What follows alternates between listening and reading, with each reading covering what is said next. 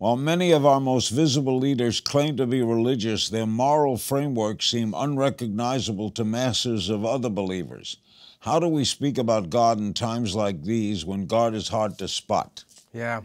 You know, it is such a trying time for people of faith, because you look at all that's going on in the world, you look at the resurgence of sexism and white supremacy and xenophobia, and it's often promoted by people who are carrying Bibles and toting crosses and praising Jesus. And you have to wonder, is this really what religion is about? Is this really what Christianity is about? And I think we're at the point, particularly in American culture, where the worst voices among us are hogging the microphone and they're defining what it means to be Christian. And I think you're going to see in the coming years, if this continues, and if you don't have people of goodwill who are really instruments of peace and justice and equality standing up and saying, you cannot take this faith and co-opt it for your own ends, I think we're going to see a hastening of people leaving the church in droves, because people just do not want to be associated with a God like that. Dr. Flory, honestly, why do evangelicals support Donald Trump?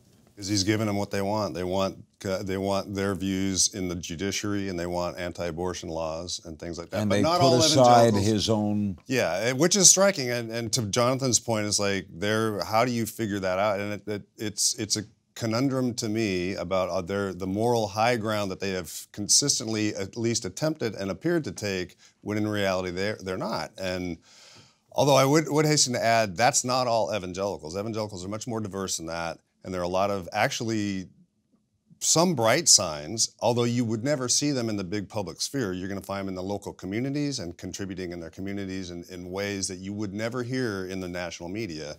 So it's not all that they're all terrible Trump support, whatever that category is. We do know that there are other sorts of movements within.